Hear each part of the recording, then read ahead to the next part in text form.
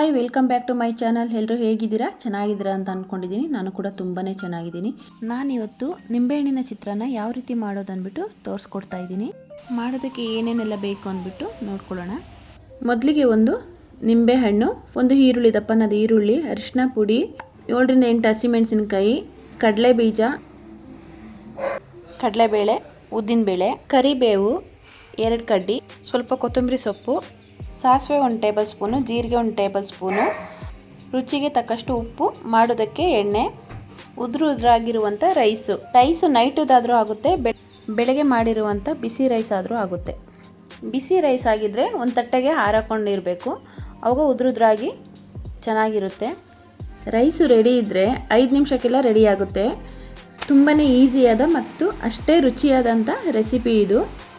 ಬ್ಯಾಚುಲರ್ಸಿಗೆ, ಫ್ಯಾಮಿಲಿಗೆ ಅರ್ಜೆಂಟಿಗೆ ಆಗುವಂಥ ಈಸಿಯಾದ ಟೇಸ್ಟಿಯಾದ ಬ್ರೇಕ್ಫಾಸ್ಟ್ ಇದು. ಮೊದಲಿಗೆ ಸ್ಟವ್ ಹಚ್ಕೊಂಡು ಬಾಣಲಿ ಒಲೆ ಮೇಲೆ ಇಟ್ಕೊತೀನಿ. ಬಾಣಲಿ ಸ್ವಲ್ಪ ಬಿಸಿ ಆದಂಗೆ ಸ್ವಲ್ಪ ಆಯಿಲ್ ಸೇರಿಸ್ಕೊತೀನಿ. ಆಯಿಲ್ ಸ್ವಲ್ಪ ಬಿಸಿ ಆದಂಗೆ 1 ಟೇಬಲ್ ಸ್ಪೂನ್ ಜೀರಿಗೆ, 1 ಟೇಬಲ್ ಸ್ಪೂನ್ ಸಾಸಿವೆ ಹಾಕ್ಕೊಂಡು ಜೀರಿಗೆ ಪಟ ಅಂದಂಗೆ ಸ್ವಲ್ಪ ಕಡಲೆ ಬೀಜ ಸೇರಿಸ್ಕೊಂಡು ಚೆನ್ನಾಗಿ ಫ್ರೈ ಮಾಡ್ಕೊತೀನಿ. ಕಡಲೆ ಬೀಜ ಚೆನ್ನಾಗಿ ಫ್ರೈ ಆಗಬೇಕು. ಸ್ವಲ್ಪ ಫ್ರೈ ಆದಂಗೆ ಹಸಿಮೆಣಸಿನ್ಕಾಯಿ ಹಾಕ್ಕೊತೀನಿ. 7ರಿಂದ 8 ಹಸಿಮೆಣಸಿನ್ಕಾಯಿ ಹಾಕ್ಕೊಂಡು ಚೆನ್ನಾಗಿ ಫ್ರೈ ಮಾಡಿಕೊಂಡು ಸ್ವಲ್ಪ ಕರಿಬೇವು ಸೇರಿಸ್ಕೊತೀನಿ. ಇವಾಗ ಚಿತ್ರಾನ್ನಕ್ಕೆ ಕರಿಬೇವು ಸೊಪ್ಪಿದ್ರೇ ಟೇಸ್ಟ್ ಚೆನ್ನಾಗಿರುತ್ತೆ, ಫ್ಲೇವರು ಕೂಡ ತುಂಬಾ ಚೆನ್ನಾಗಿರುತ್ತೆ. ಕರಿಬೇವು ಸ್ವಲ್ಪ ಫ್ರೈ ಆದಮೇಲೆ ಒಂದು ಈರುಳ್ಳಿ ಕಟ್ ಮಾಡಿ ಇಟ್ಕೊಂಡಿದ್ನಲ್ಲ ಆವಾಗಲೇ, ಅದನ್ನು ಸೇರಿಸ್ಕೊಂಡು ಚೆನ್ನಾಗಿ ಫ್ರೈ ಮಾಡ್ಕೊತೀನಿ. ಈರುಳ್ಳಿ ಚೆನ್ನಾಗಿ ಫ್ರೈ ಆಗಬೇಕು.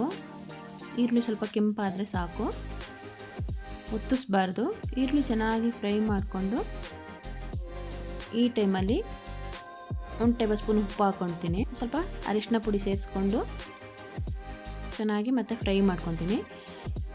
ಈ ಟೈಮಲ್ಲಿ ಉದ್ರಾಗಿ ರೈಸ್ ಮಾಡ್ಕೊಂಡಿರ್ತೀವಲ್ಲ, ಆ ರೈಸ್ನ ಸೇರಿಸ್ಕೊಂಡು ಚೆನ್ನಾಗಿ ಮಿಕ್ಸ್ ಮಾಡ್ಕೊತೀನಿ. ತುಂಬಾ ಈಸಿ ಇದು, ಯಾರು ಬೇಕಾದರೂ ಮಾಡ್ಕೊಬೋದು. ಅಡುಗೆ ಮಾಡೋಕ್ಕೆ ಬರದೇ ಇರೋರು ಕೂಡ ಮಾಡ್ಕೊಬೋದು. ರೈಸ್ ಸೇರಿಸ್ಕೊಂಡು ಚೆನ್ನಾಗಿ ಮಿಕ್ಸ್ ಮಾಡ್ಕೊತೀನಿ. ಗ್ಯಾಸು ಲೋ ಫ್ಲೇಮಲ್ಲೇ ಇರಲಿ, ಹೈ ಫ್ಲೇಮಲ್ಲಿ ಬೇಡ. ಚೆನ್ನಾಗಿ ರೈಸ್ ಎಲ್ಲ ಮಿಕ್ಸ್ ಆಗೋವರೆಗೂ ಲೋ ಫ್ಲೇಮಲ್ಲೇ ಇರಲಿ. ನೀಟಾಗಿ ಮಿಕ್ಸ್ ಮಾಡ್ಕೊಳ್ಳಿ.